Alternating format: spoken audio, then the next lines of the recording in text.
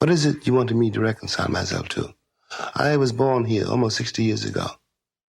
I'm not going to live another 60 years. You always told me it takes time. It has taken my father's time, my mother's time, my uncle's time, my brother's and my sister's time, my nieces and my nephew's time. How much time do you want for your progress? And without further ado, it's time to start eavesdropping, motherfuckers. Visions of Martin Luther staring at me. Malcolm X put a hex on my future, someone catch me. I'm falling victim to a revolutionary song. The Serengeti's clone. Back to put you backstabbers back on your spinal bone. You slit your disc when I slit you my dish. You wanted to diss but jumped on my dick. Grown men never should bite their tongue unless you eating pussy that smell like it's a stale plum. I got my finger. Hello, eavesdroppers. We want to thank you for joining us today for episode 32. I see you eavesdropping. Obviously, this isn't the best time for our nation and the world as a whole. So, we're going to do our best to not be too angry. But, we got to let this shit fly. So, here today, it's me, Rich, and my esteemed colleague and brother, Corey. Hey, you know what it is. Corey in the building. A little livid, but in the building. As always. Let's get this shit cracking, man. And we're assuming if you listen to this, then you fuck with us. So for anyone, and we know people that fuck with us are aware of what's going on in the world, and especially the country right now. So there's protesting rampant, and displeasure being voiced in protest of the wrongful deaths of, just to name a few, George Floyd, Breonna Taylor, Ahmaud Arbery. The list keeps going on and on. And for me, it's been difficult. It's been a difficult few days and difficult time in general, just trying to figure out how I can express how I feel about what's going on in a productive and yet effective way for me personally. Because, I need to figure out a way to put these feelings. And that's even just for me. Then, compounding that is thinking about how my brothers and sisters are dealing with it as well. And that lends me to you, Corey. We're not in the same city. We're not in the same state. And, we're seeing things that are too similar for comfort. I just want to check with you how you're doing first and foremost. Where's your mental space at? How have you been processing everything? And, just let me know. Man, as a veteran and, a federal government employee, an African-American male in the United States of America, and having, traveled abroad and witnessed places where some of these things aren't necessarily an issue. My mental space is a little fucked up. I mean, I'm not even going to lie about it. I'm not going to sugarcoat it. So to come right at it, first and foremost, before I even get fully into my mental space, fuck Drew Brees, fuck his kids, fuck his wife, fuck his family, fuck everybody that fuck with Drew Brees, fuck the team he on, fuck the air he breathe, fuck the car he drive, fuck the motherfucking towel he wipe his ass with, fuck the NFL for employing him. Fuck everybody that love, like, and condone the bullshit Drew Brees said. All right? Let me clear my chest just like that. And if you down with Drew Brees, fuck you too. If you down with the NFL and they racist ass shit, fuck you too. Like the man said, my fofo will surely make sure your motherfucking bitch ass kids don't grow. Fuck Drew Brees. Cause I've been to war 8 fucking times, all right? So I'm gonna come into this bitch livid as fuck. By you talking about your grandfather served in the military as if African Americans weren't on the front line dying. You disrespected my service. You respected the service of my brothers. You respected the service of any minority serving in the military. So fuck you and everything you stand for.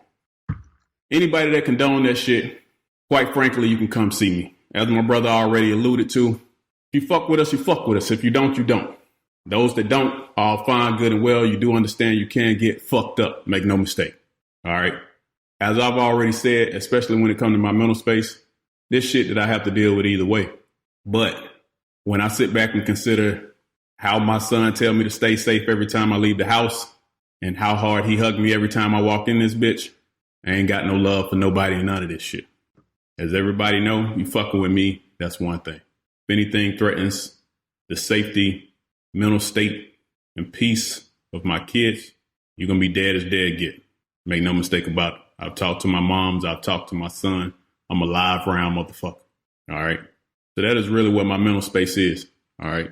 And when I start considering, as my brother already alluded to, like what they're going through up in DC, what my homie and big brother Trey going through as a law enforcement officer himself, what my brother is probably going through in Atlanta, I ain't got no love for none of this shit. And I'm going to stop right there just to not fucking go on a 30-minute rant, but we'll get into it. And thank you for sharing that. And before we continue further, just because we don't want to be prosecuted or sued or being attacked for inciting any violence, we don't condone violence, but we also understand it. Without a doubt. And moving forward, like you eloquently, stated how you feel, and I think it's something. It's even just scratching the surface of the iceberg of what you really feel overall about how Black people are treated in this country, and despite all of the contributions and sacrifices you've made, that you still can't walk down the street with the assumption of being treated fairly and as equal as anyone else who's done less. And for me personally, is just I'm angry. Drew Brees is just a small example of many Drew Breeses and his ilk who like to cover themselves in the cloak of the military and the flag as a way to justify their displeasure to Black people's protesting. Mm. There is no acceptable way to protest that's antithetical to protesting. There is no right way to scream at you. There's no right way to demand justice and to demand respect. It's funny though, because like the more we think about exactly that, right? So like it is a constitutional right to protest however you see fit. Okay. Everybody want to go at the looters and all of that. Yeah. Destruction of property, it's something that occurs during riots, bottom line. And one thing that stuck out to me that I read online that was both interesting and funny was it seems people make excuses and understand when a white kid shoots up a school after being bullied, for a year or so. But people don't understand why we want to burn this bitch to the ground after being oppressed for 400. People seem to forget that after the assassination of Martin Luther King, people protested in 110 cities, and over the course of 6 days did over $45 million in damage. And it was on the 6th day of protest that the Civil Rights Act was actually passed. All right. So for those who think that protesting don't work or it's not the right way to do things, me personally, I fully understand and know that sometimes peacefully is not the way to do things. Reason being, if I'm doing things peacefully, you're still comfortable and nothing is going to change until you get uncomfortable. If you can sit by and watch a man publicly executed with another man kneeling on his neck in broad daylight and feel safe about doing it because it is a Black man, there's something seriously wrong with you. And we have to move past this bullshit reasoning of respect the government, respect the flag. There's a time and place for everything. Let's think about Martin Luther King. Nonviolent resistance, peaceful protest. What happened to him? He got fucking shot. Black Panthers exercise their constitutional rights. Carry guns. Don't shoot anyone. What happens? They're labeled a terrorist organization. Malcolm X, who was a little bit more forceful in his pursuit and demand for peace, for respect and Black acknowledgement. The government goes after him too. So just tell me you have an inherent problem with me as a Black man, as a Black person. You have a problem with my mom as a Black woman. You have a problem with Black people because of whatever reason, whether it's generationally taught racism, whether it's a lifetime of privilege that you've enjoyed and has allowed you to turn a blind eye, or just be totally oblivious to what's going on around you. So damn funny, man, because people can ignore and rationalize so easy. Somebody confronts the fact that cops are doing this, and some of the first things you hear is, but we don't have all the facts, but we don't know what happened leading up to it. There's always a dozen buts to justify allowing something just to continue on. Either way, the bottom line is no matter what the situation is, according to the legal system, people have the right to be judged by a group of their peers. Okay. Which means a death sentence is not on any level justifiable in the manner that it's being done, especially to unarmed African American males. So even with George Floyd, we're just not talking about a black man killed by a white cop. We're talking about a pretty much innocent man being executed by a corrupt cop. They've known each other for several years. And several other officers stand by and allow it. And others help by pinning down his legs. Blows my mind. Blows my mind. And what people don't understand, too, are the conditions. It's not that this rage hasn't been here. It's not that we haven't felt this way for a while now. But one, you got a pandemic going on. So you got a very significant, large, enraged portion of the African-American community that is without work. Already livid about what's been going on. And then you have this on top of it. You have a larger portion of us dying from COVID simply because they don't have the same access to healthcare. And somehow, some way, people expect for us to sit around and take this shit. I can't comprehend the shit because it's like they say, would you allow this treatment for yourself? You wouldn't. If you had to wake up tomorrow and be treated like African Americans in this country, you wouldn't do it. And ironically, every African American I know would still wake up tomorrow and choose to be African American. Mm-hmm. So please question your mental state if this shit is okay with you, and explain to me on what level is it okay. And like, there's a big sample of us who've been victim of physical brutality by the hands of law enforcement and police or racists, and there's also a larger sample who were just brutalized economically. Let's look at what the country has done systemically to put their knee on our necks, through whether it's through redlining, denial of loans and credit, wage disparities, hiring discrimination. There's so many forms of oppression that it's amazing we are where we are today. And slavery, they were just Emancipation Proclamation, but that didn't give black people shit. They weren't allowed to buy land. 40 acres and a mule is still fucking at the UPS station waiting to be delivered. And not going to be delivered. Yeah.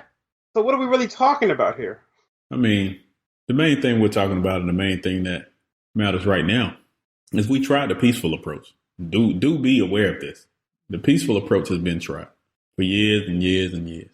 Even MLK eventually acknowledged that the peaceful approach won't always work. Right.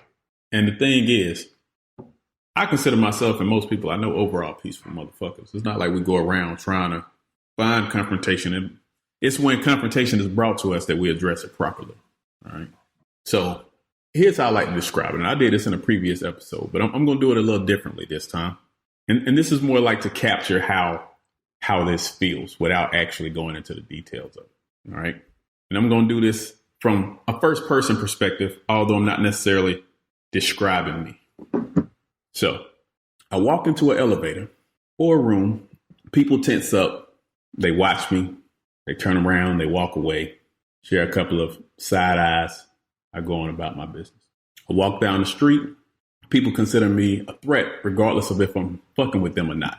They assume I'm aggressive, although they know nothing about me personally. There's some places that don't even want me to live there and will ban me if they can to keep me out of their neighborhoods, apartment building, residence, etc. And if I am out, or if I've done anything wrong, or if I'm perceived to be a threat, whether being entirely aggressive or not, if I stand up for myself, if I retaliate against those who do anything against me, I'm executed. I'm put down. Now, you would think I'm describing any black man in the United States of America. What I'm actually describing is a pit bull, because that's how basically we're treated. African Americans are treated among the human race like pit bulls are treated among dogs. We protect what we love. We only fuck with those who fuck with us. And we may not start confrontation, but we will damn sure finish it. And because of that, because people are threatened by us, we're systematically put down before we can do any real harm. Or at least that's how people view it. The fact that we can be treated this way, nobody do anything about it. Some condone it. Some encourage it. Some, dangerously so, with a platform that reaches millions of people, condone it after all this time. How do they expect people to respond? Do you not expect people to do millions of dollars of damage? Let me walk this through you another way. Imagine you're at a funeral for your child and you're explaining why your child is special.